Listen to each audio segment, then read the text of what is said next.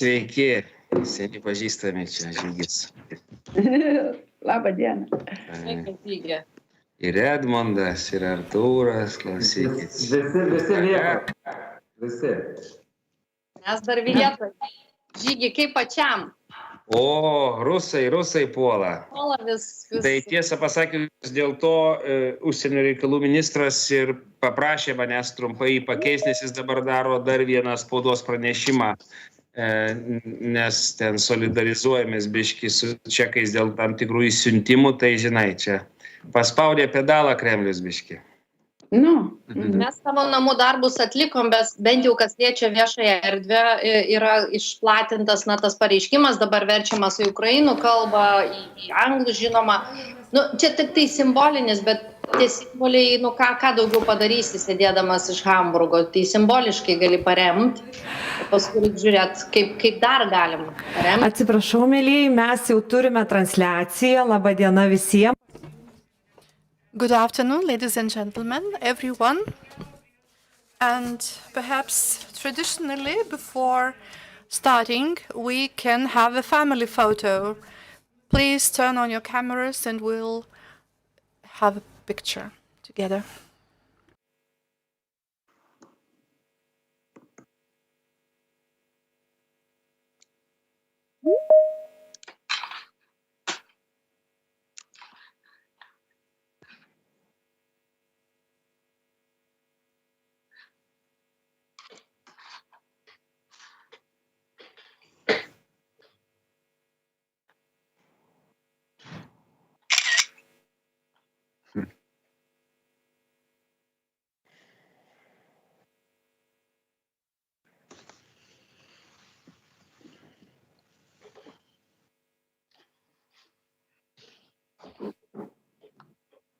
Nelengva taip ilgai šypseną laikyti.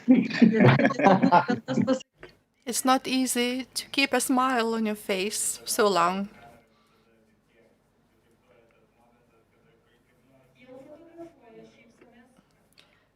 Everyone, attention, cheese.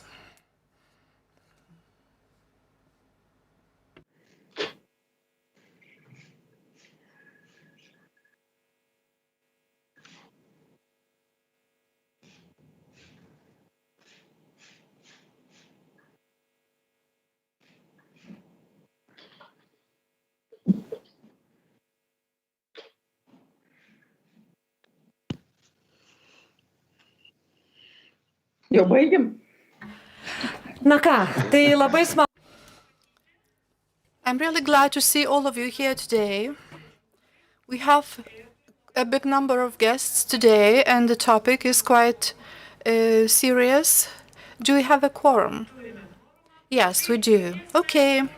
Ladies and gentlemen, then probably we would start from adopting the agenda. Do you all have it? Shall I go through it, or shall we just approve it by means of consensus? Just one moment, if I may. I don't see the Constitution Hall. Do you have your camera on? Well, me too seem to have a technical problem. I don't see the Constitution Hall in my monitor. Well, we do see you. Okay, if so, then Gabrielius Landsbergis was supposed to give an introductory speech, our Minister of Foreign Affairs. However, he is having an extremely tough agenda today, therefore we will have Žygimantas Pavilionis replacing him. Well, okay, I'm really have to inform you that the Minister of Foreign Affairs is making a very important statement right now related to Russian attacks that we are facing these days. You all know about the situation in East Ukraine. We are going there every week. Also, we are waiting for some news from Belarusian front. And it's not a secret that we try to work hard But as far as this event is concerned, let me just sincerely tell you that the current coalition that we have here, probably the whole Seimas also, will try to do their best to implement what we have discussed for many times and many years, because the willingness and the experience seems to be there. It's quite big in the person of Dalia Asanavičiūtė, first of all, and we are really starting to get ready for the referendum regarding the citizenship in the Republic of Lithuania. Also, the online voting is of the issue of key importance. You also see that the new government is doing their best to open the new pages of our lives in some distant democracies, among other things. We have opened the embassy in South Korea. We are sending our ambassador to Australia. We have a decision regarding Singapore in the front, not far from China, because this is where we have our economic interest, among other things. We are also going to strengthen the democratic diplomacy in the United States. We are sending a very vibrant person to Germany. So Egidijus Meilūnas and others, Aušrinė Armonaitė, have always been stressing the links with you. The more you help us, the more you share your experience, the better the results we are likely to achieve.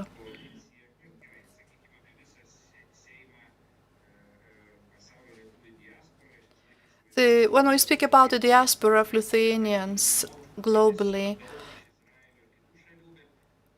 I believe that even if we still have to do a lot and to do our homework based on the experience of Israel and other countries, we will manage to cope with the challenges, because every cloud has a silver lining. And what is going on in the East now is sort of convulsions of a regime who have undertaken awful measures, killing people, occupying territories. But this is all usually going when the regime is getting weaker. The new administration in the US has a very friendly attitude towards us. Let us not forget the United Kingdom, with whom we are working quite intensively with. So let us believe and be positive that we are going to cope with all the challenges if we stand together.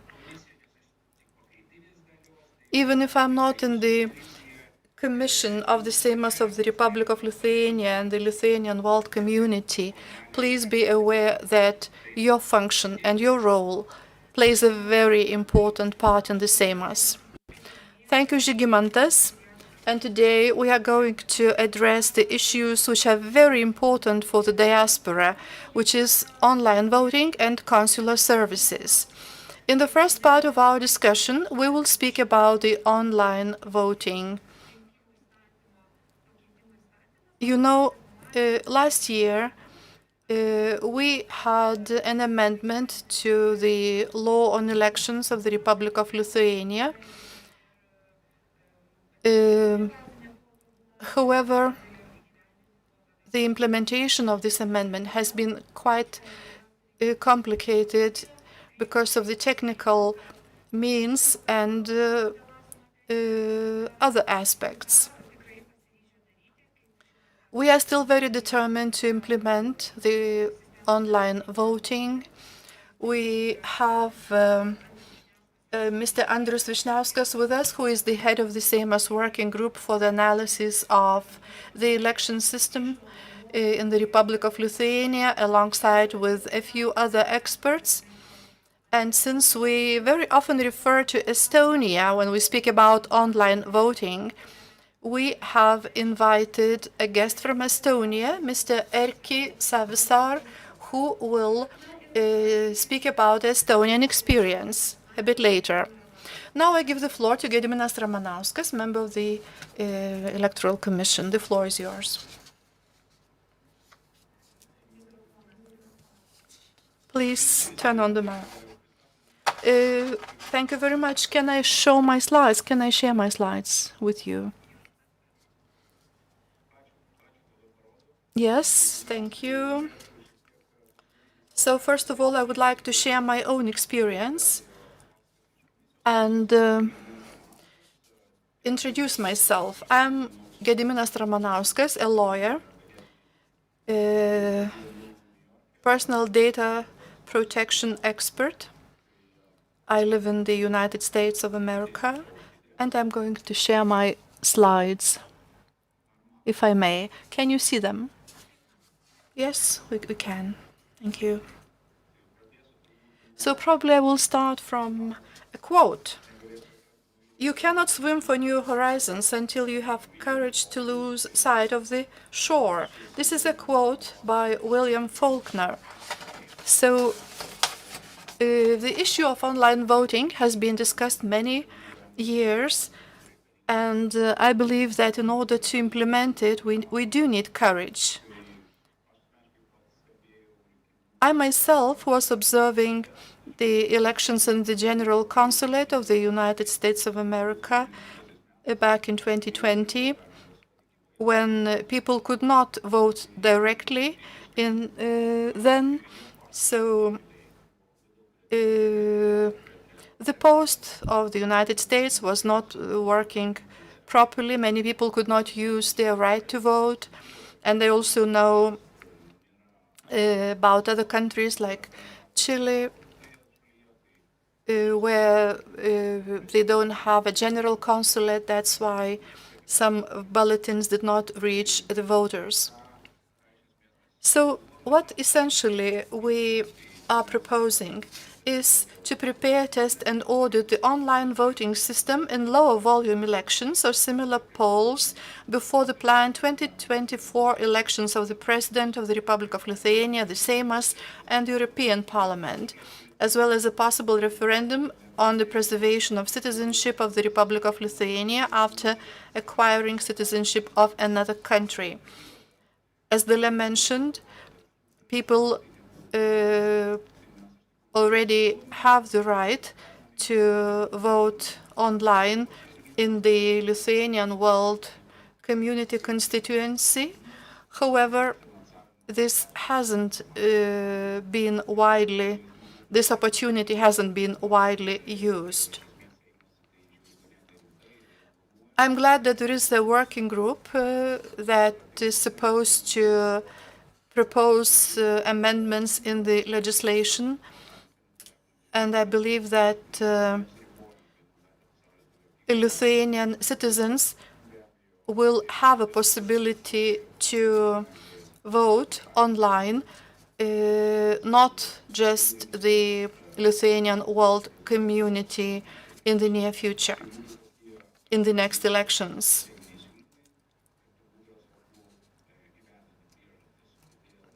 It is important why we propose this. So the most important thing is that Lithuania is an advanced digital and modern state that is capable of testing and implementing online voting on key issues of the state.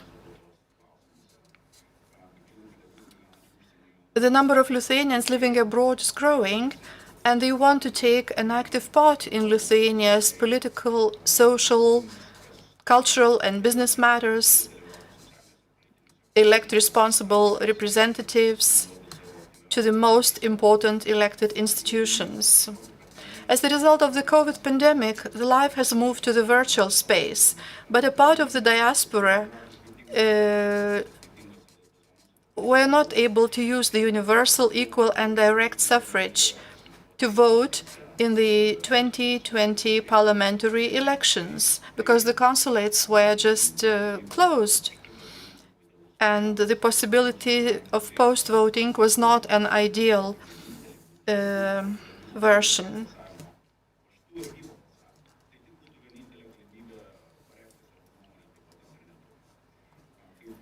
And as Dalia Asanavičiūtė mentioned, the law amending certain articles of the law on elections adopted last year provides for the possibility of online voting in a single-member Lithuanian World Community constituency, which is unfortunately not being implemented. We are going to hear Laura Matjošaitytė, the chairperson of the Central Electoral Commission. It will be very interesting to hear her comments. However, the law was adopted right before the elections of 2020, and the main argument was that we didn't have enough time for online voting. However, in 2024, as many of 3 elections are going to be held, a referendum on the preservation of citizenship of the Republic of Lithuania, elections to the Seimas and European Parliament.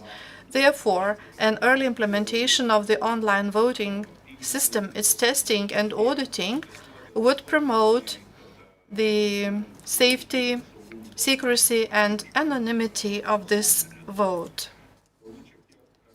A few words about other reasons. Lithuania ranks the 4th in the world according to the Global Cybersecurity Index of the United Nations International Telecommunications Organization. That's an international United Nations organization. Lithuania has made a big jump to be the 4th. And according to the report of the National Cybersecurity Center, the elections to the Seimas in 2020 did not contain any attempts to join the electoral information systems illegally. Therefore, it can be stated that the elections to the Seimas of the Republic of Lithuania were quite safe. Of course, we need to take into account all the risks and not change the law on elections on the very last day. The Seimas also adopted the law on amendment of the law on identity card and passport, which provides a possibility to submit documents for the issuance or replacement of a passport to a consular institution by registered post or courier due to the state of emergency situation, if safe conditions are ensured. In the last elections to the Seimas, about 43,000 citizens took part. And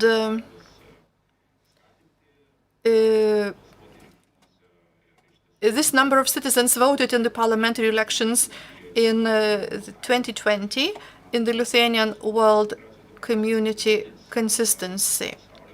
However, according to the data of the Department of Migration, there are about 350,000 citizens of the Republic of Lithuania with voting rights in the world.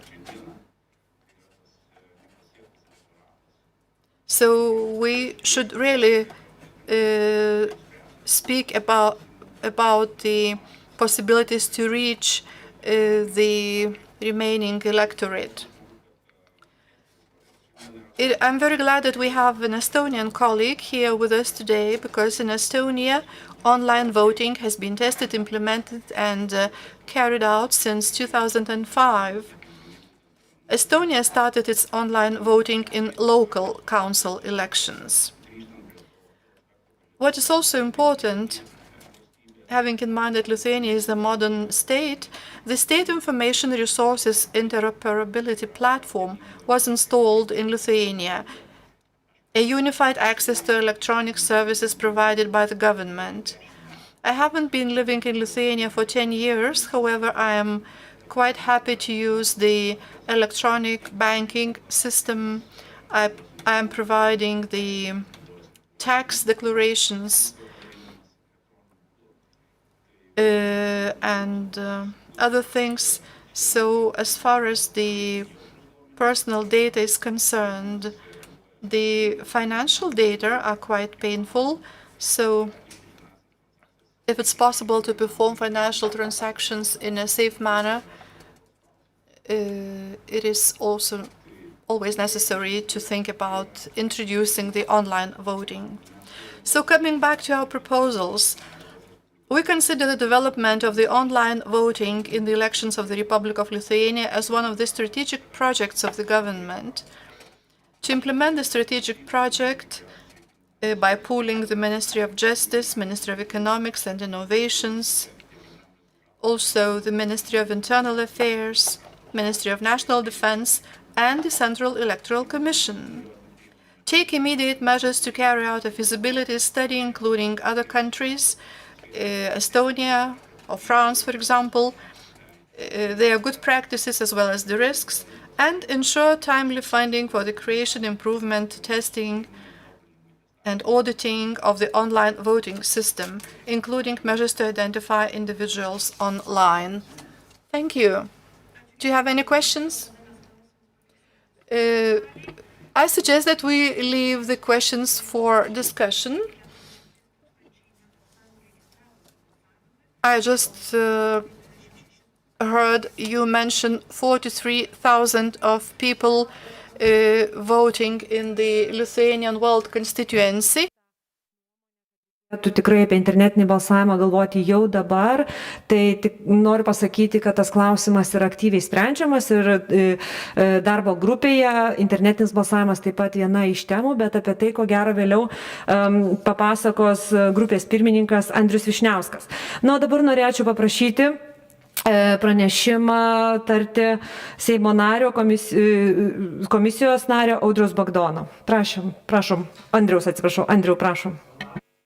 Dėkoju pirmininkė už suteiktą žodį. Na, iš tiesų tiek Dalia, tiek Gediminas pagrindinius akcentus jau susakė ir tikrai nesinori kartotis. Tai aš tik tai gal keletą dar akcentų pridėsiu prie to, kas pasakyta, nes tam iš esmės viskam pritariu, kas buvo pasakyta. Na, tai noriu tik tai dar priminti, kad politinių partijų pažadai prieš 2000. Before 2020 elections, we had clear fact that all political parties were in favor of e-voting to our diaspora, both those who live in Lithuania and those who are living abroad. Of course, the Seimas adopted the decision way too late. Otherwise, the Lithuanians living abroad would have had the opportunity to vote online. This draft, however, was not implemented, and we hope that we will hear from the chair on what steps are needed to make sure that our Lithuanian diaspora abroad can vote online. Madam Asanavičiūtė also mentioned there's a working group, but I have some doubts. Are we waiting till the autumn when a position is formulated, or maybe we could adopt decision on e-voting in the Seimas already? Let me note that the key focus currently is that the working group is focused on Seimas elections and the number of on the mayor elections, direct and indirect ones, and unfortunately this overshadows the matter of online voting, which is important to us increasingly.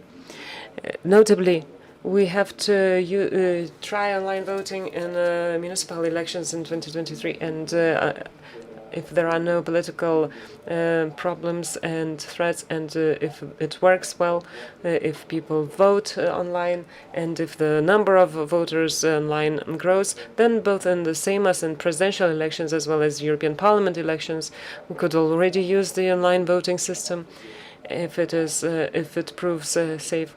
And most importantly, the referendum. This is very important. We all put every hope into that, and we hope that the referendum is legal, so we need to turn out.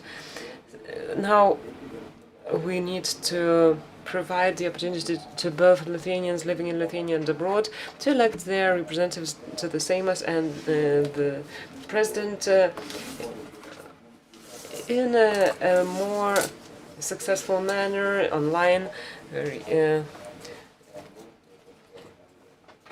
That's very important. Thank you very much.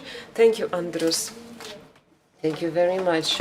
Let me remind you that the state government program in 16.1.7 item says that they will cooperate with experts and look into technical opportunities to create the opportunity to use e-voting, online voting in municipal elections and or the Seimas elections.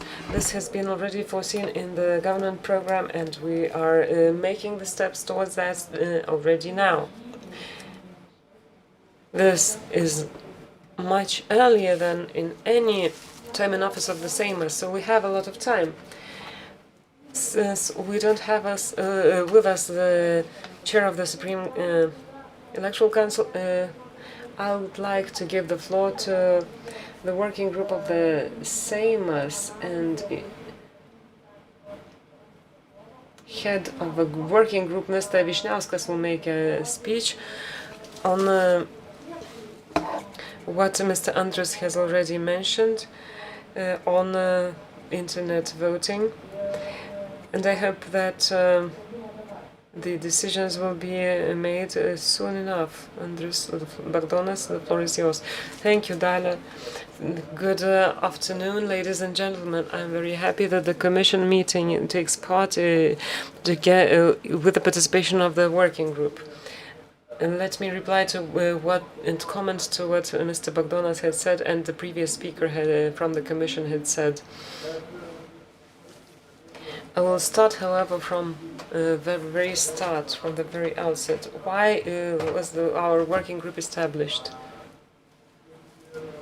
As in every Seimas, there are many initiatives regarding the election process or even amend the constitution. For 1.5 years, we haven't had any state-level elections, including the municipal elections also. And the municipal elections seem to be most complex, both in terms of organizational matters and also in the context of the whole election system. So the working group was formed to systematize the whole information because we also have a constitutional problem here, among other things. If someone appeals the Constitutional Court regarding any of the election laws, the Constitutional Court could state that all the election laws are in contradiction with the Constitution currently in force. This is related to the so-called Code of Elections. About a decade ago, or even more,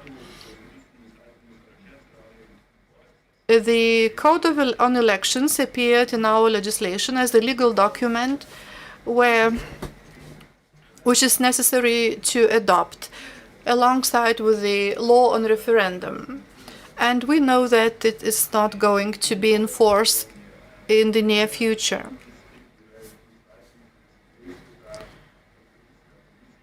So here how we have the constitutional collision, primarily speaking about the online voting, because without having a code of elections, it wouldn't be advisable to proceed, because then we might have a problem with the Constitutional Court. By the 10th of September, we are going to submit a code on elections draft We already have the basis of this law. It's going just to be updated based on what our working group decides.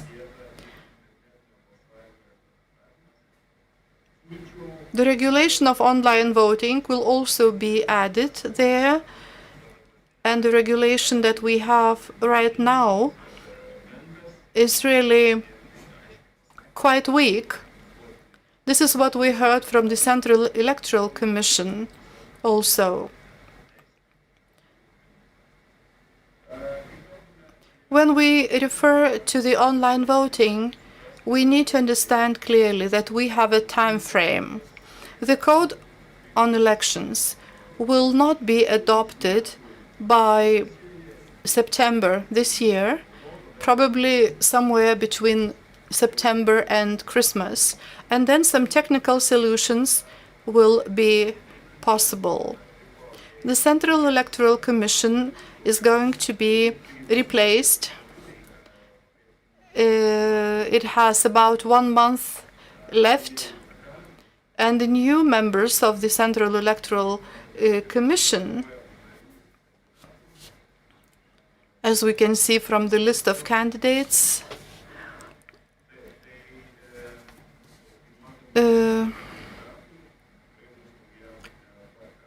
we are going to have new members.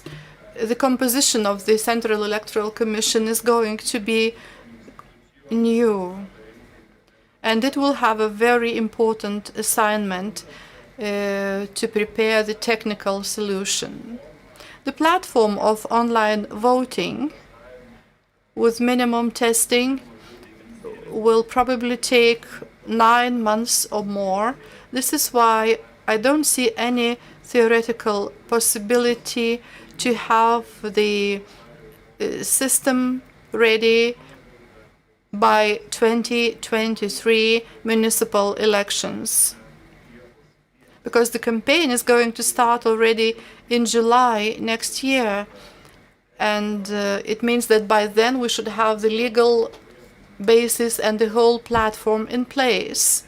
This is why I wouldn't recommend not to plan anything for municipal elections, rather the elections to be held in 2024, the presidential elections, the elections to the European Parliament, and also the Seimas, when we could try the tools of the online voting, primarily in the Lithuanian World Community constituency. This is, I believe, the community where we can successfully test the system. I would like to mention 3 challenges on this in this process.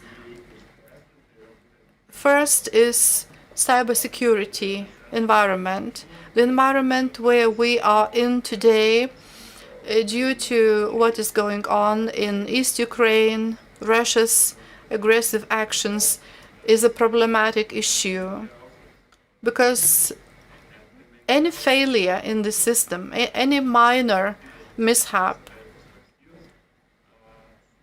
may lead to a lot of unfavorable phenomena and mistrust in the system. Therefore, from the very first day, it has to be a trustworthy system.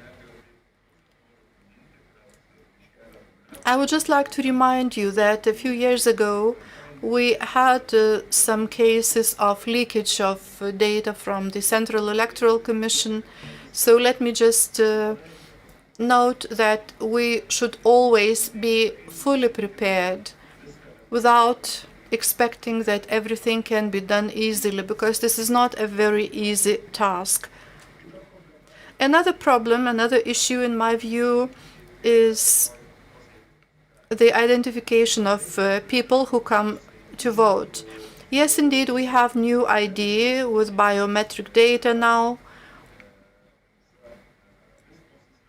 We have VISPO system, everything is okay here. I'm also glad that many active citizens living abroad are using these systems.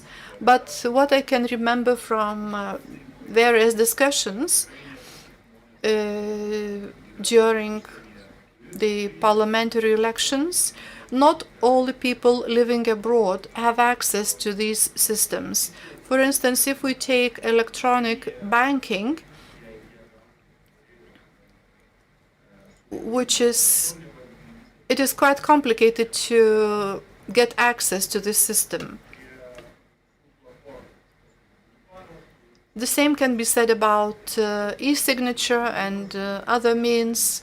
So the identification of the person requires a different decision so that everyone has equal opportunities to get connected. Because otherwise we may find ourselves in the situation like we had in postal voting. And still another problem is the possibility to buy votes. Differently from Estonia, quite recently we have had a scandal of vote buying, both during municipal and parliamentary elections, and we need to understand that this practice may be repeated. Therefore, we need to find a system which would prevent the situation.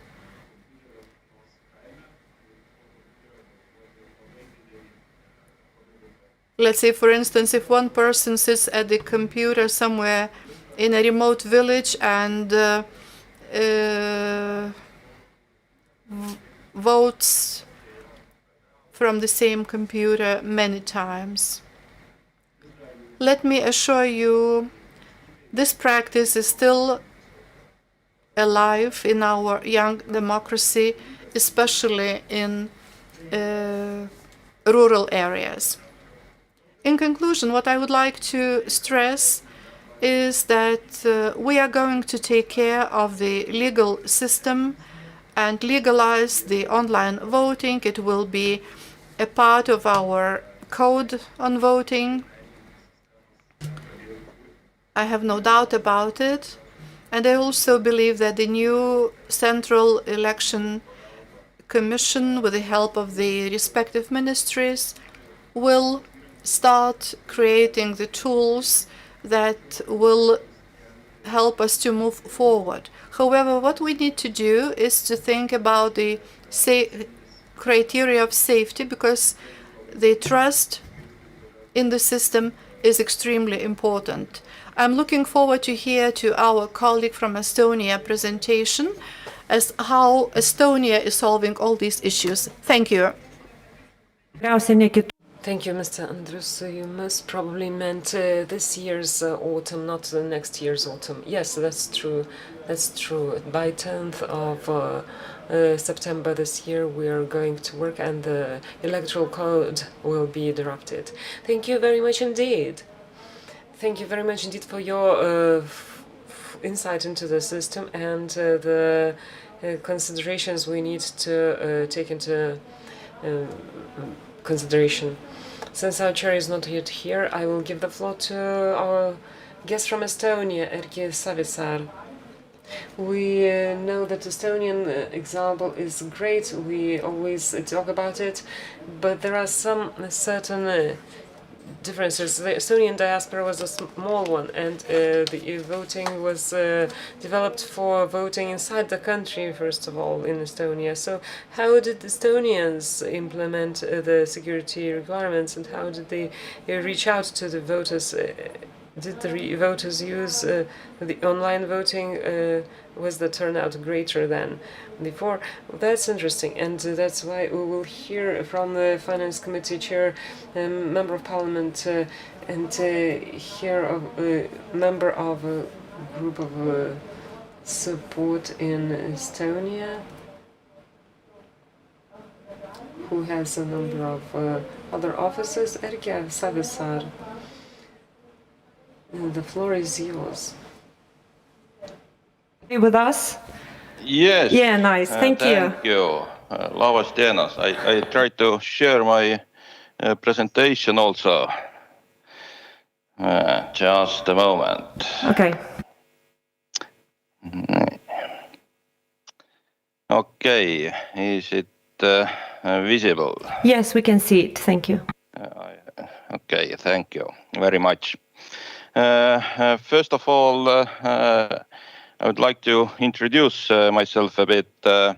My name is Erki Savisaar, and I'm a member of parliament since 2015. I graduated informatics specialty in university, and before I was elected to parliament, I spent 20 years by teaching computer programmers, system administrators, technical support persons, and end users. My father, Edgar Savisaar, was the first Prime Minister of Estonia during re-independence time, and for a long time mayor of Tallinn, and over 2 decades also chairman of Central Party. He also gave the first digital signature in Estonia during the implementation of e-governance. And Central Party has always stood for innovative solutions in Estonia. So I have a very close look to development of e-Estonia and e-voting for last 3 decades. Now, for e-voting in Estonia, our foundation,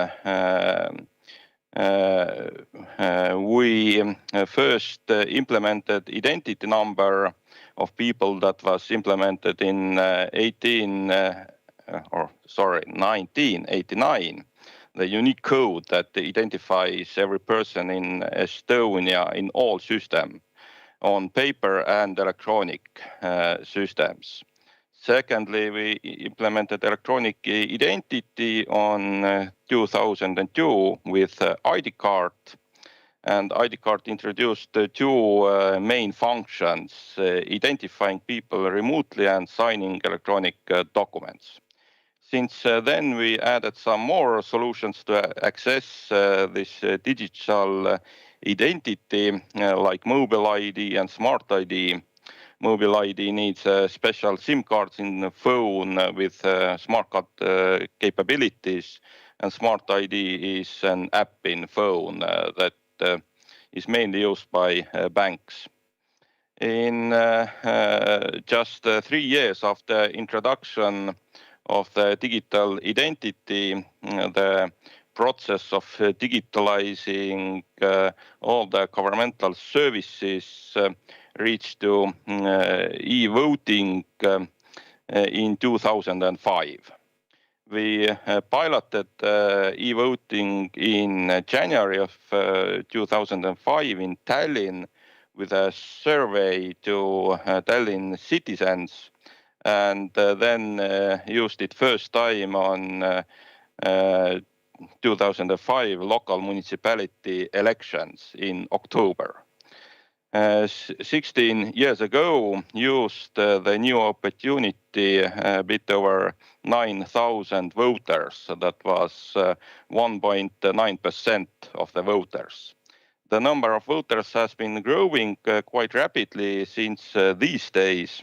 We have used the e-voting system 11 times, and last time 46.7% of the voters gave vote electronically. Let's see, do we break 50% barrier in October this year as we have local municipality elections? When we analyze who voted or has this electronic option increased the number of voters, then we must say no. In Estonia, it didn't increase the number of voters, but we have managed to preserve the same level of politically active citizens. Now, if we ask ourselves why it happened, then we're lucky, I guess. We couldn't do it before, and probably not after also. Before 2005, we didn't have technological capacity like electronic identity, and after the internet community was hit by scandals of Edward Snowden and NSA. So the timing was very good, I guess. So the main pillars in e-voting is the trust to system, to electronic identity, and to government. E-banking had a very big influence to increase the trust to ID card and increase usability. The people got positive emotion with high-speed bank transfers, no need to stand in queues, the amount of time they were able to save and invest to other activities like family, business and hobbies was quite big. So the trust to e-banking in Estonia is over 99%. Trust to electronic tax office is over 98%. Trust to e-voting is around 80%. At the same time, we can say that 2/3 of Estonians say it's very important feature.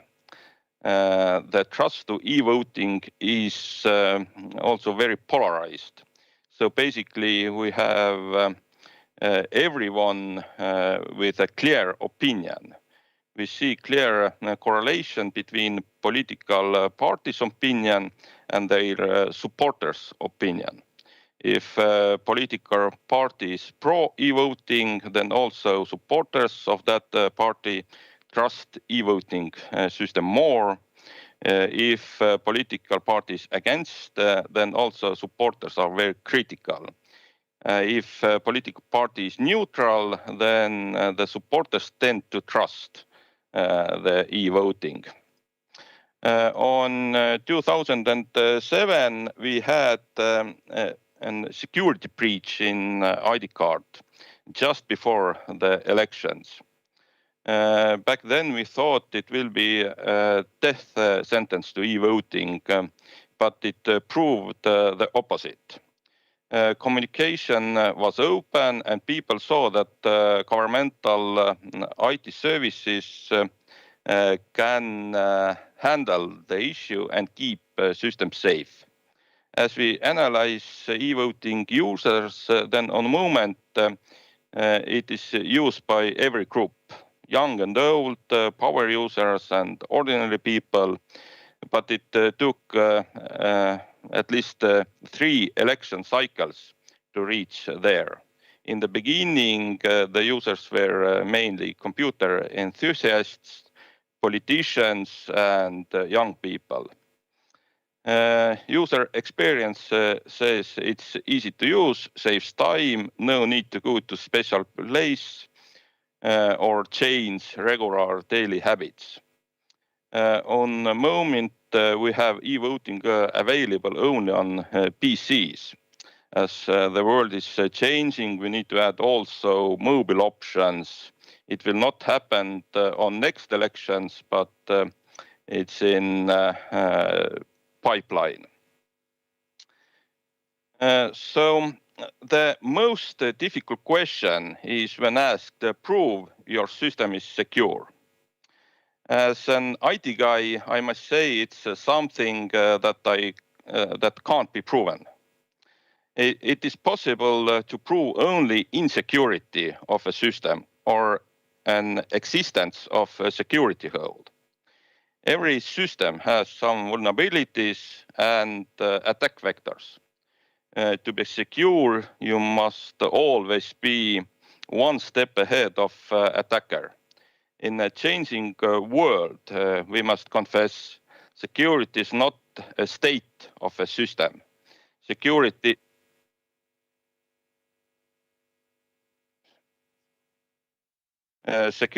is a process. We work every day to improve security.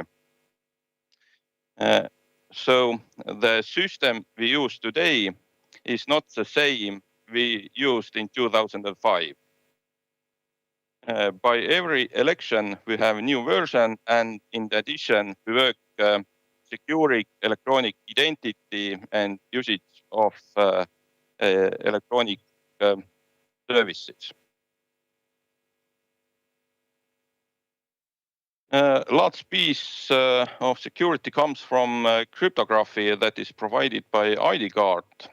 Cryptography is complex enough that it's not possible to change the vote in a wire.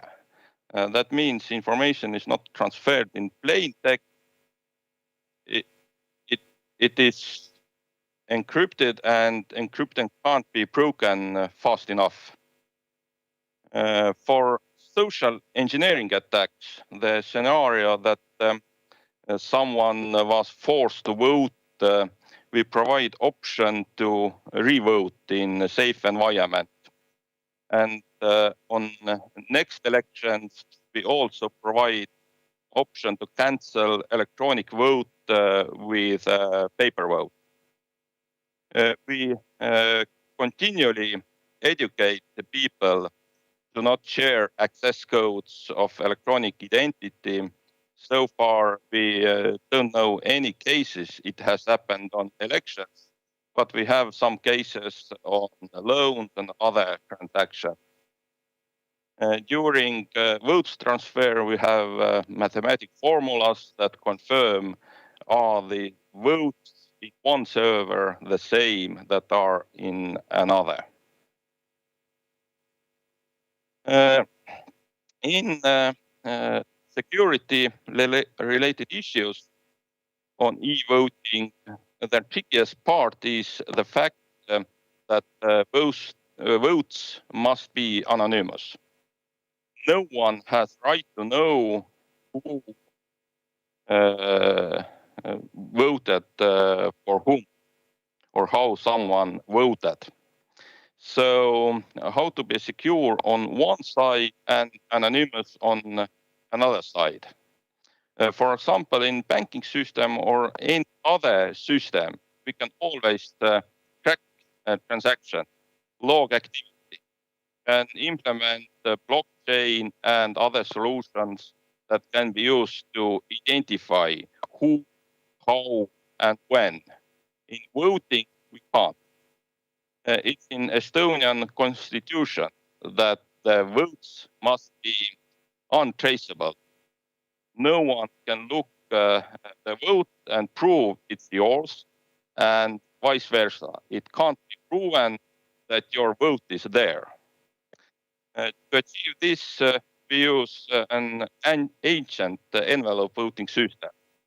The system that was used long time before electronic age and can be used even today in elections in Estonia. With paper votes, it is used when voting from embassy or from a voting station that is not your home station. I believe something similar is also available in Lithuanian elections. So you put your vote in envelope 1, no labels there. Then you put envelope 1, second envelope, where is written your name, and sometimes the second envelope will go to third one with description of destination. By doing it electronically, you can easily eliminate duplicates, keep anonymity of a vote, and secure the content by using different encryption keys. So, thank you very much for a chance to share Estonian experience. Thank you very much. Thank you very much. The experience of our neighbor Estonia is extremely valuable, and now let me present to our colleague Erkki Savisaar a memorable gift. We are going to send you a badge and a gratitude for your participation, if you don't mind. May I request you to stay for a while? Oh, the chairperson of the Central Electoral Commission is already here, so we are going to listen to Laura Matjošaitytė, and then we will have a question and answer session. Good afternoon, ladies and gentlemen. Thank you for this opportunity to join the meeting of your commission. I'm sorry I couldn't start my presentation in time. Back in 2020, due to the COVID-19 pandemic, the public interest in a wide range of information technologies and processes started growing. And the legislator returned to more than a decade-long discussions on the transfer of the voting process into electronic space. It resulted in the adoption of the law amending respective articles of the law on elections of the Republic of Lithuania, providing that the voters who are in isolation may, in accordance with the procedure laid down by the Central Electoral Commission, be sent a code of electronic voting, allowing them to vote on the website of the Central Electoral Commission online. The legislator also provided for the secret voting and prevention of double voting. The Central Electoral Commission, considering these amendments and understanding that alternative ways of voting may reduce health risks that may arise when voting in person in the polling station, facilitate the participation of citizens in elections, and provide wider possibilities for voting in a place rather than the polling district, may encourage voters to participate in the elections, as well as facilitate and make more effective vote counting and determination of election results. And having assessed that electronic voting provided for in the law of elections to the Seimas is identical to online voting. In July 2021, the Central Electoral Commission adopted a protocol decision, the action plan for the implementation of online voting, which was announced publicly on the Central Electoral Commission website.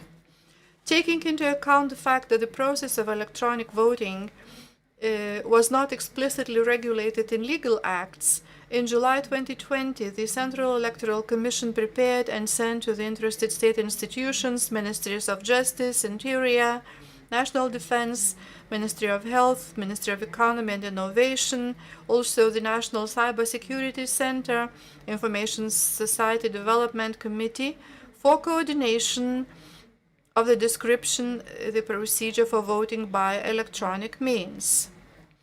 In August 2020, draft regulations and security regulations of the electronic voting information system were prepared and sent to the Ministry of Interior, Ministry of Economy and Innovation, the Information Society Development Committee, National Cybersecurity Center, the Personal Data Protection Inspectorate.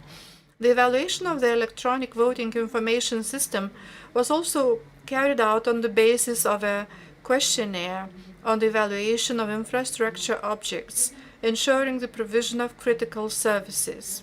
The evaluation identified the electronic voting information system as a critical infrastructure for the implementation of electronic voting.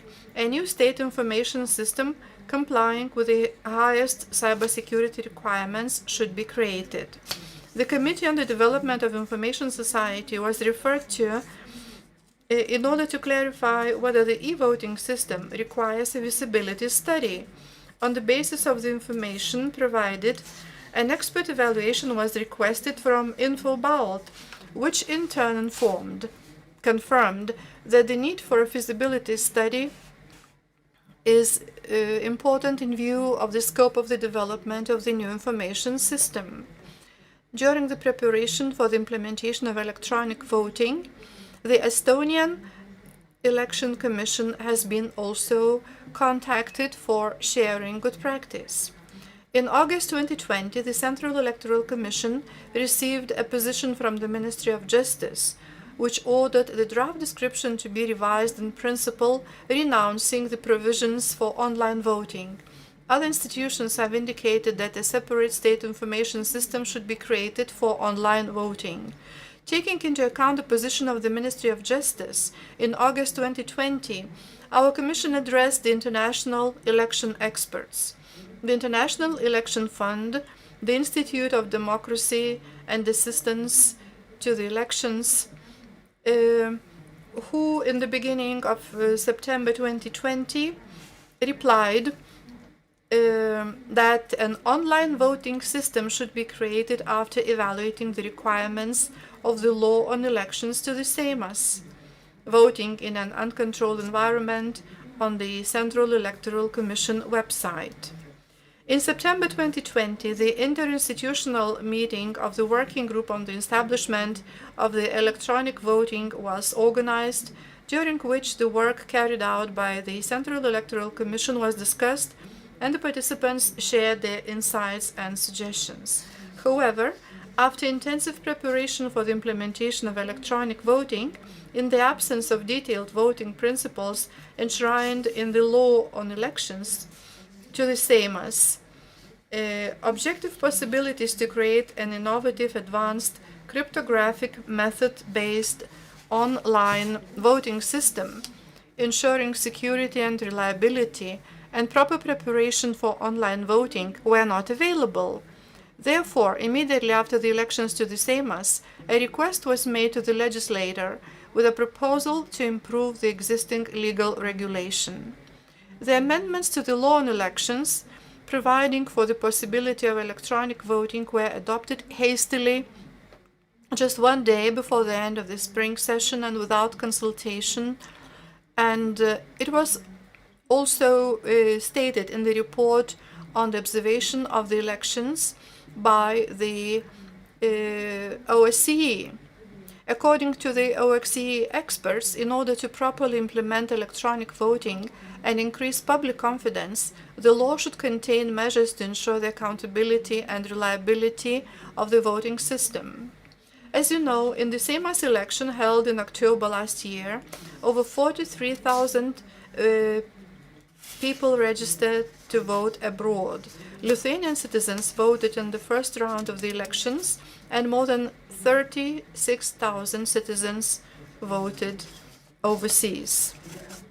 Given the significance of increased interest of voters in the democratic processes taking place in their homeland, I believe that the legislator will pay close attention to the recommendations of the Venice Commission to carry out substantial legislative changes no earlier than a year before the elections, and will in the near future undertake amendments to the legal acts regulating online voting, which will establish the basic principles of this innovative voting method, will provide all the conditions for the implementation of electronic voting possibilities for the electoral organizer or other institution created for the implementation of modern, highest anti-critical and cybersecurity measures, and will provide all the conditions for implementing the voting possibilities for the electoral organizer or other institution for the implementation of the electronic voting options, the highest possible cyber security requirements for the Republic of Lithuania, as well as for malicious citizens, so that we can prepare for the elections to be held in 2024. And as the OSCE experts mentioned, we would have time to familiarize our society with the system in place. Thank you. Thank you, Madam Chair, for finding the time in your busy agenda to join us. Thank you very much indeed for your input and for your participation and support throughout all the elections rounds. We will have a Commission's token of appreciation sent to you. Together with us today in the hall, we have the IT and Communication and Information and Communication Department advisor, Mr. Mindaugas Kačkauskas, who has made some analysis on the Estonian and possible Lithuanian voting schemes, as well as ways we can improve or what we can take over. If you may, I would like to give Mindaugas the floor for the resume. Thank you, Chair of the Commission. I had worked for 2 rounds of elections in organizing voting abroad. In 2016, for the first time in Lithuania, e-registration system was launched so that electoral rolls could be compiled. It had some problems because the Apple users in the UK and many other countries couldn't register because their Apple doesn't support that system. All they had to do was to use other equipment or personal computers. More often than not, they would address their friends or the Central Electoral Commission or embassies to help them register. As for differences with Estonia, in Estonia, they can only use personal computers for voting, the laptops, including personal computers. Abroad, however, increasingly more voters are likely to not have laptops or PCs at all. Voters voting abroad are usually young. Their average age is 36 to 38. In the UK, there are only 4,000 voters. And in the US, I mean. In the UK, over 15,000. There are also people of Lithuanian descent in Norway and in the Netherlands. So they use mobile phones and planchets. So if we take over the system from Estonia, these people couldn't find it easy to vote online because they don't have laptops or PCs. The second problem is identification. If online voting is made legal on the entire territory of Lithuania, there would be no problem because, as we see from declarations of their assets, we see that there are not any problems with those who register. And we know that the Seimas is looking forward to scrapping the opportunity to declare assets on paper. However, many people in Lithuania don't have an ID card because they don't really need it.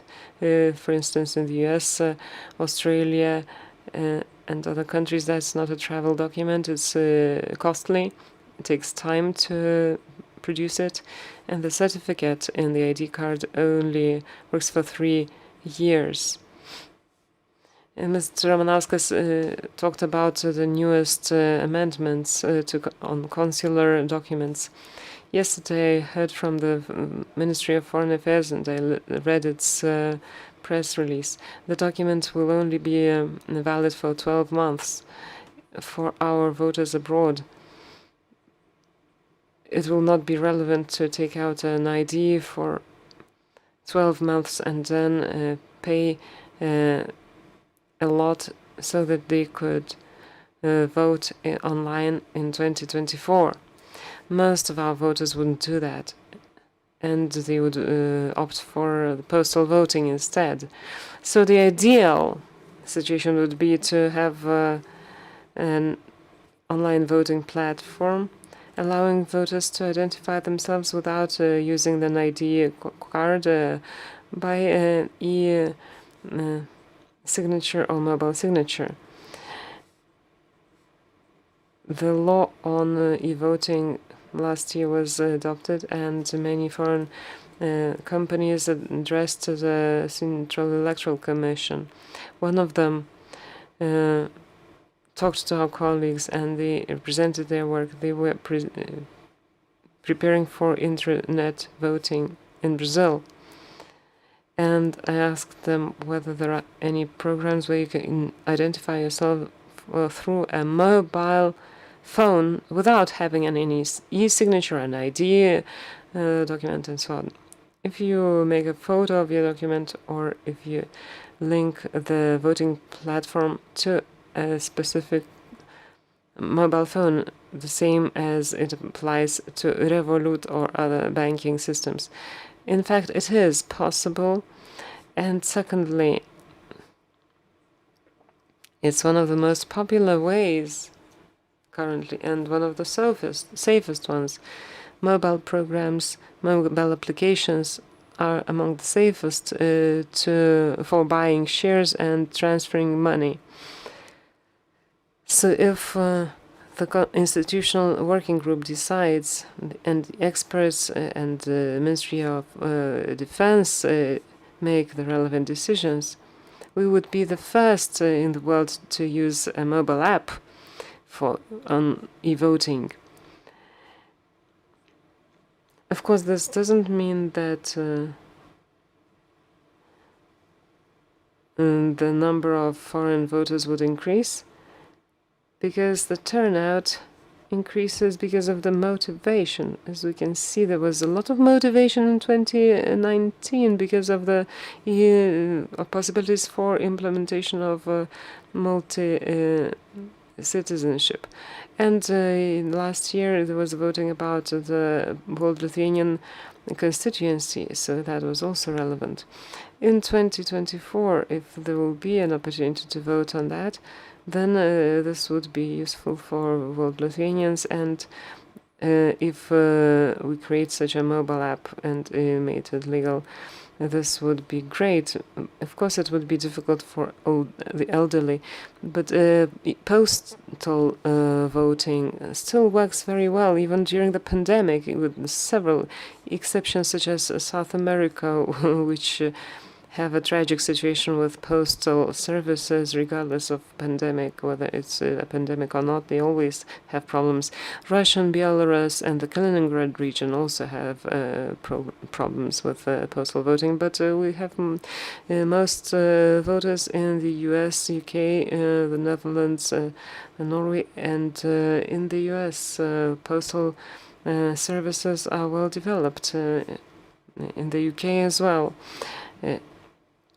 So I agree with Mr. Ramanauskas that in some states of the U.S., the postal voters voting is quite odd, but anyway, postal voting would be the third way, and the app would be the second way. This having such an app would improve the right voters to implement their right of voting. Some of the voters would even vote because of curiosity. We need to take into consideration the legal regulation and have it very clear, so that we can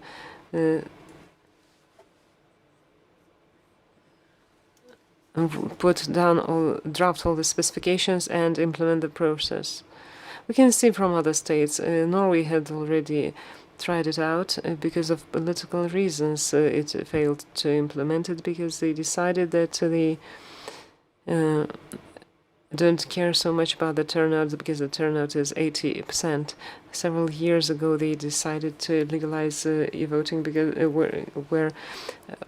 if all political parties agree to that by consensus. That would be it from me. Thank you. Thank you, Mindaugas. Komisijos narių pasisakė. Thank you, Mindaugas. We are a little bit falling behind our schedule. I just see the chairperson of the board of the Lithuanian World Community, Dalia Henke. Yes, please. Good afternoon. Thank you for the possibility to speak. Just a few moments. I would like to thank the Estonian colleague from Estonia and probably encourage my fellow citizens that we should be courageous and we probably can implement what Estonia has implemented.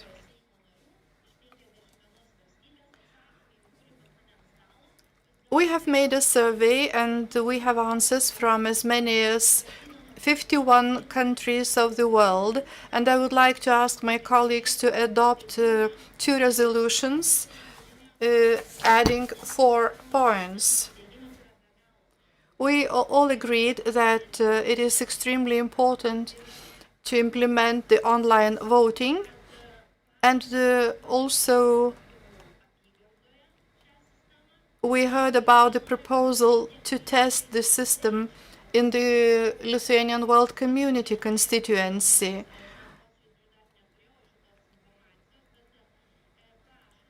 We also request to include into the composition of the Central Electoral Commission representatives from the Lithuanian World Community. We already discussed that before.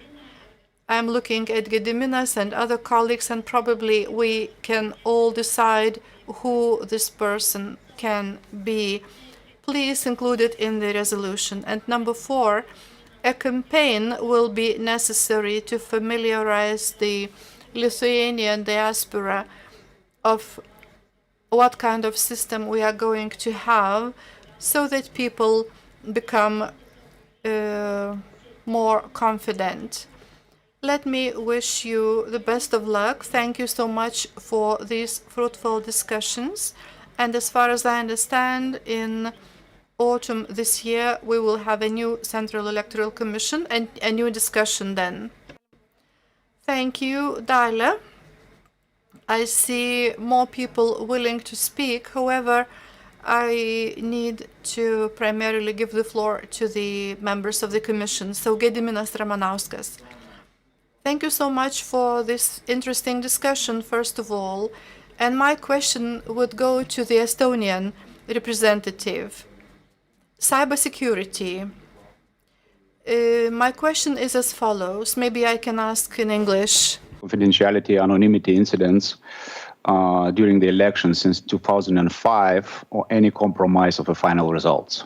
Any major breach that had effect on the final results. Ir turbūt trumpai, ką pasakė. And maybe briefly what we heard about the risk of buying the voices, the votes. Probably we are facing a similar problem in direct voting. And do you think that the e-voting will lead to a lesser number of such cases? And my question to Matjošaitytė is about the feasibility study. Was this feasibility study ordered, as you mentioned? Thank you. Thank you, Mr. Gediminas. Maybe first of all, we can ask our colleague from Estonia, Mr. Erkki Savisaar, to answer the question, if you can. Thank you.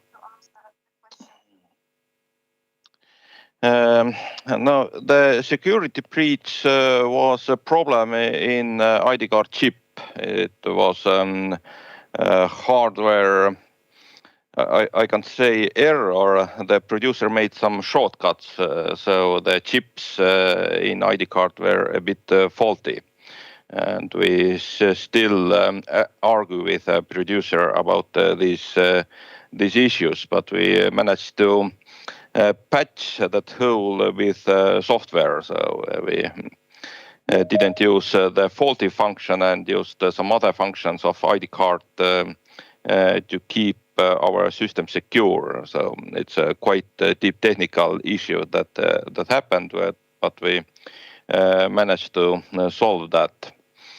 Now, the buying votes or any other alteration of votes is also possible in paper voting system. So it's nothing new in the world. If you ask, is it possible to make the system foolproof that nothing can happen? Then no. There's always a chance that someone will buy a vote, but I think it's general education of the people that they will not allow it. And every such case must be investigated. So there must be a way to analyze this and solve the question if it is raised. On moment, the solutions we think, first of all, people can change the vote with a paper vote. So electronic vote can be cancelled if you go to this polling station and vote on paper. Secondly, we are thinking for this problem solving to use face recognition or at least photographs of the voters on the vote or some of these envelopes that I described before. It's not implemented yet, but we are thinking maybe it's good if, I don't know, police or court has to solve the question, is it really that person who voted or not? Because with this electronic identity, you don't have this visual confirmation that you have in a polling station. So if someone gives codes to someone else or electronic identity codes are stolen, then it's quite hard to prove that the person was not the one who we see electronically. So there are some issues we want to solve, but so far in Estonia, none of these accusations are proved. So yes, people talk about that something happened, but when we start to investigate, it turns out that nothing didn't happen. So far we can say that our e-votings have been secure and no alteration have been made. Thank you. Ačiū labai, gerbiamas Erkė. Thank you, Erke. Further, we had a question to Mr. Andrius Vyšniauskas. Mr. Vyšniauskas. Yes, indeed. I would like to react to several matters. First of all, let me start with saying that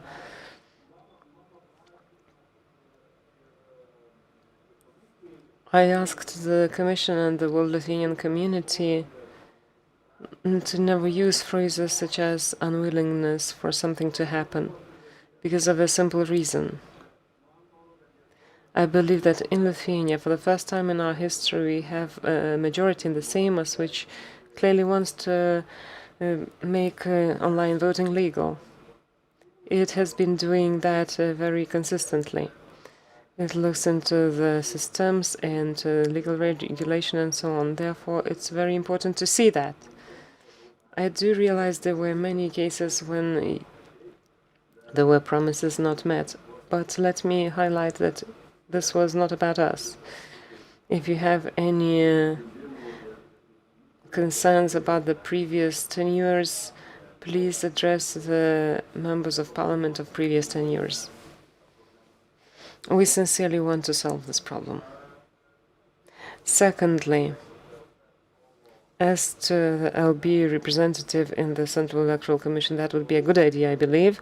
However, due to the time limit, we will not be able to do that in this term in office because we need changes in the legal regulation for that.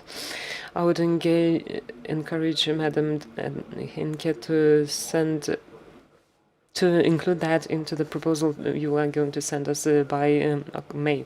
This could be placed into the electoral code, and the LB representative could take part in the Central Electoral Commission's work. As for buying of votes, please note that apart from security matters of the system, we have to talk about motivation. In this respect, we have to compare not the systems itself, but the electoral system overall. In Estonia, they have a certain advantage. Estonia, has a proportional system based on lists. So if you buy 30 votes, you will not change the results. In Lithuania, we have single mandate constituencies and mayor elections and many other things where if you buy 30 votes, you can significantly change the election results. You can change the future government's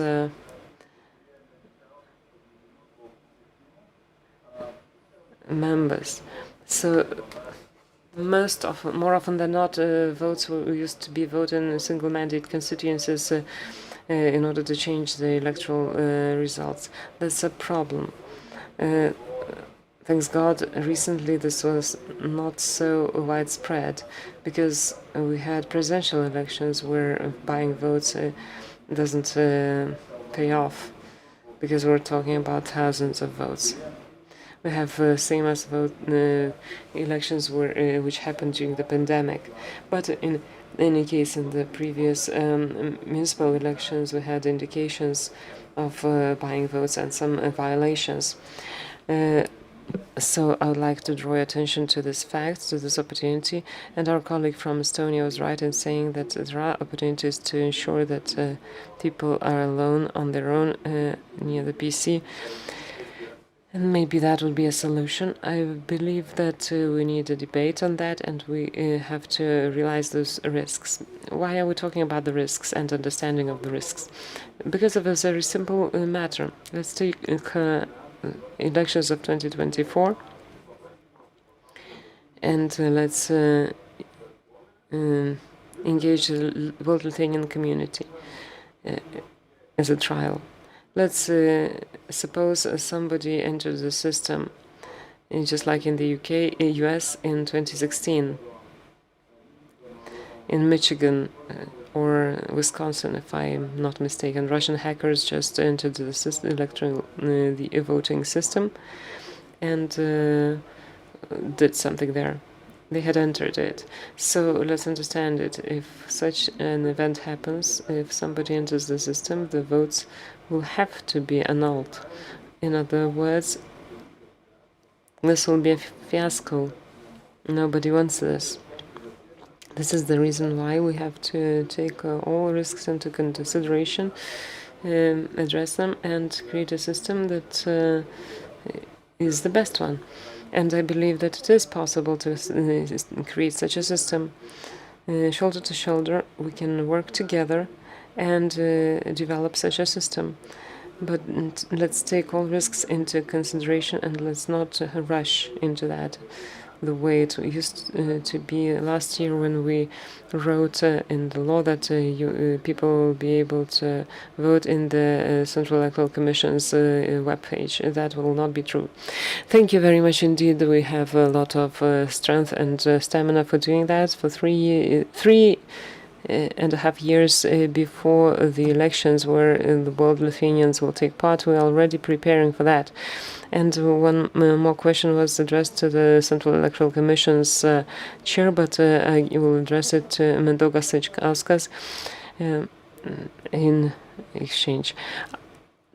Well, the assessment study was not made because only 3 months was left to elections.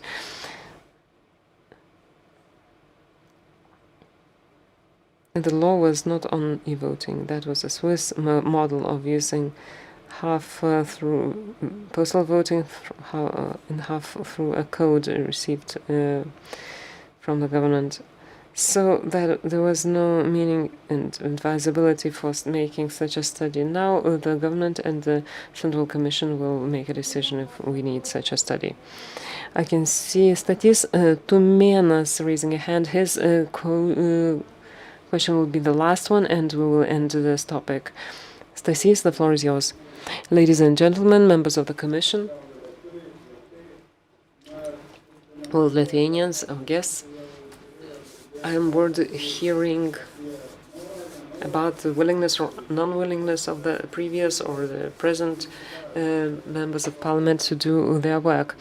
I do understand that power is in the hands of those who are in government, but it's not right hearing that the previous government and our commission did not enough work. Let us remind you of several works. The previous government decision and Seimas decision was made, and as a result, a specific work was done.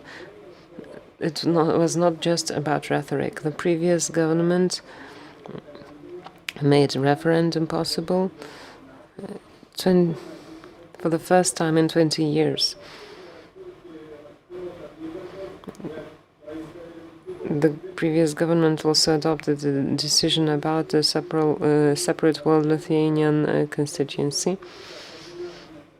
The resolution of the Coordination Council under the government, and the revival of the Symposium of World Artistic Creators. This is the benefit of the work of our tenure and of our commission. So let us tone down the words about unwillingness to do something. And it's quite odd that Mindaugas from the Central Electoral Commission, he used to say that he will put every effort, and felt somebody was stopping us. The Central Electoral Commission would say we had to not be very fast. So from the Central Electoral Commission we also lacked initiatives, and in our resolutions we attacked it for 3 years. I'm grateful to Andrius Vyšniauskas and welcome him. I'm happy that all this work is being done now already and not 2 years before the elections, because the sooner to the election time, the more difficult it is to implement changes. I hope we will address these matters. And as for Estonia, our colleague, we heard that Estonia and this had some problems in the past. We used to hear messages that Estonia was backing off from e-voting due to attacks, cyber insecurity, and so on. Was that the truth, I wonder?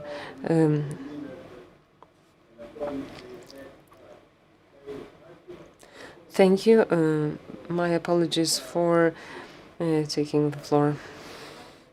Thank you, Mr. Stasys. Thank you very much indeed.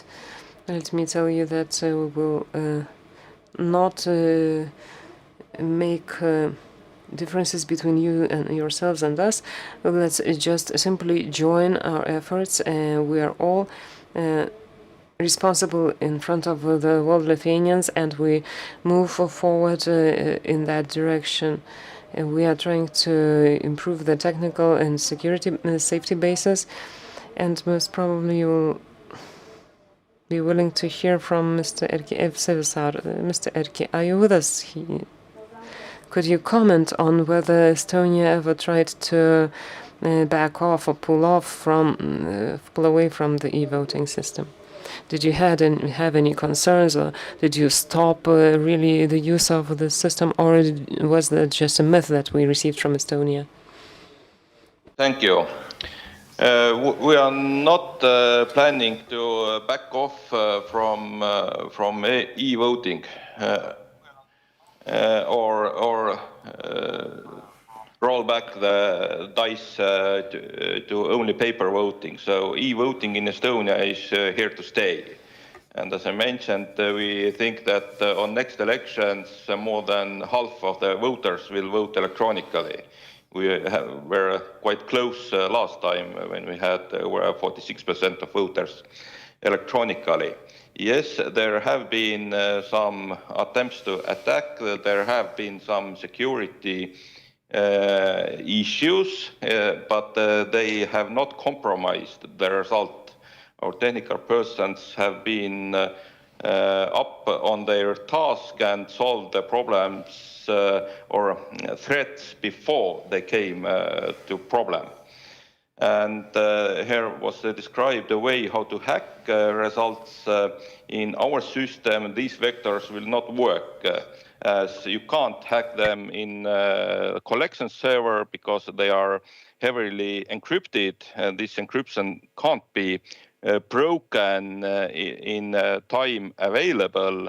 And on next servers, they are not online, where the encryption is open to count votes. So the system must be thinking through, and I do believe that the security technique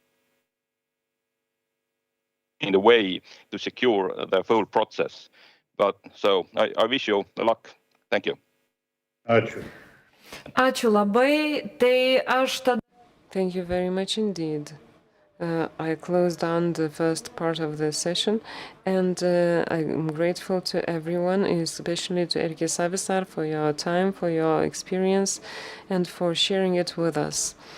Thank you to the review working group which joined us and listened to the entire discussion, and I thank Chair Mr. Vyšniauskas. I thank the Central Electoral Commission's representatives from their presentations. They were very useful indeed. And most probably we will now move on to the second part. Pirmininkavimą kopirmininkui Jonui Bružui noriu dar pasidžiaugti ir priminti, kas jau buvo užsiminta, kad Seime pagaliau ir labai didelė padėka ir užsienio reikalų ministerijai, ir vidaus reikalų ministerijai, kad pavyko susėsti mums visiems už bendro stalo ir spręsti būtent užsienio lietuvių pandemijos atveju negalinčių atnaujinti savo asmens dokumentų klausimą. Seime buvo patvirtintas asmens tapatybės kortelės ir paso išdavimo įstatymo pakeitimas, ir balandžio 16 dieną abiejų ministrų pasirašyta tvarka, kuri leidžia pandemijos atveju užsakyti asmens dokumentus nuotoliniu būdu ir juos gauti. Tiesa, yra šiokie tokie, kaip buvo minėta, apribojimai, tai ir asmens dokumento galiojimas 12 mėnesių, bet žinant esamą situaciją, ir tai yra vis viena teigiamas dalykas, kai žmonės negali atnaujinti savo dokumentų, keliauti ir atnaujinti. Taigi šitas klausimas, konsulinių paslaugų klausimas, yra vienas aktualiausių šiuo metu, ir susitikime su užsienio reikalų ministru Gabrielium Landsbergiu, pasaulio organizacijų, lietuvių organizacijų atstovai, uždavė ne vieną ir ne kelis klausimus būtent apie konsulinės paslaugas, apie konsulinių paslaugų skaitmenizavimą, nes tai yra tikrai be galo svarbu. Taigi, gerbiamas Jonai, aš dabar jau pirmininkavimą perduodu Jums. Labai ačiū, Dalia. Tai kaip suprantu, ir įžangą irgi turbūt padarėjai dėl konsulinių paslaugų ir dokumentų svarbos. Tai aišku, tai yra labai svarbi tema tiek visiems Lietuvos Respublikos piliečiam ir šiaip Lietuvos lietuviams gyvenantiems, tiek gyvenantiems už Lietuvos ribų, tiek keliaujantiems, tiek laikinai išvykusiems. Ir aš tiesiog trumpai pristatysiu, kad šią temą iš komisijos pusės pristatys Rytis Virbalis ir tada dėkoju iš anksto Užsienio reikalų ministerijos kancleriai Ingai Černiuk ir konsulinio departamento direktoriui Audriui Bendinskui, kurie pasakys savo pranešimus po Ryčio. Tai Ryti, prašau. Ačiū, gerbiamas pirmininkė, gerbiami Seimo nariai, kolegos iš Pasaulio lietuvių bendruomenės komisijos nariai ir visi dalyvaujantieji, taip pat ir ministerijos atstovai. Aš kalbėsiu galbūt labai trumpai, nes iš esmės šitas tikslas šito posėdžio yra daugiau gauti informaciją ir galbūt paskatint konsulinių paslaugų skaitmenizavimą pirmiausia.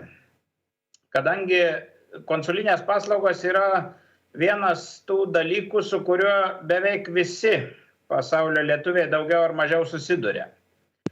Ir kaip jos teikiamos yra pakankamai svarbu daugeliu iš mūsų. Ir mes gaunam nemažai įvairių ir klausimų, ir prašymų, ir panašiai. Ir todėl yra keletas klausimų, kur mes norėtumėm išgirsti informaciją iš Užsienio reikalų ministerijos, kas planuojama daryti, kas daroma galbūt ir kaip apskritai organizuojamas tas paslaugų teikimas. Pirmiausia, tai dėl pačio skaitmenizavimo. Labai gerai, kad pirmininkė komisijos jau pristatė vieną iš įstatymų pataisų, kuri iš tikrųjų palengvina padėtį norintiems gauti konsulinės paslaugas šiuo metu, pandemijos metu. Bet turbūt būtų gerai, kad tai būtų pratęsta ir vėliau, nes skaitmenizavimas konsulinių paslaugų, aš galėčiau paminėti vidaus reikalų ministerijos pavyzdį, kur išties dokumentų pateikimas pastaruoju metu, norint gauti pasą ar tapatybės kortelę, ar vaiko dokumentus tvarkyti, iš tikrųjų gerokai tai yra pavyzdys, kaip galima paspartinti tą skaitmenizavimą ir kaip galima pagerinti paslaugų teikimą. Tai jeigu konsulinės paslaugas būtų kuo daugiau galima įvairių dalykų padaryti skaitmeniniu būdu, tai būtų lengviau neabejotinai tiek ambasadų darbuotojams, tiek ir paslaugų gavėjams, tai yra mums pasaulio lietuviam. Ir tai susiję ne vien, tai yra platus laukas, tai galbūt pranešėjai galės pristatyti detaliau, tai yra ne vien paso ar tapatybės kortelės ar vaiko gimimo dokumentų tvarkymas, bet tai gali būti ir notariniai veiksmai, ir nuosavybės dokumentų, ir įvairiausių kitų dalykų dokumentų tvarkymas, nes gyvenime būna labai įvairių situacijų. Dar vienas dalykas, kurį aš norėčiau išskirti, tai yra konsulinės misijos. Kadangi daug lietuvių gyvena ne sostinėje, kur yra ambasada, arba ne mieste, kur yra konsulatas, o kartais pakankamai toli, o konsulinių misijų būna labai nedaug, arba nebūna ilgą laiką, arba todėl būtų labai įdomu išgirsti, kokiais kriterijais vadovaujantis planuojamos konsulinės misijos, ar yra kažkokia vieninga tvarka, ar tai sprendžia ambasados vietoje, ir ar yra pakankamas finansavimas šitų paslaugų. Tai yra ar yra pakankamas pareigūnų skaičius, ar pakankamai numatoma lėšų jiems vykti į vietas, nes kol konsulinės paslaugos nėra skaitmenizuotos pakankamų mastų, konsulinės misijos yra labai svarbi dalis paslaugų teikimo. Ir dar aš paminėčiau, išskirčiau atskirai vis dėlto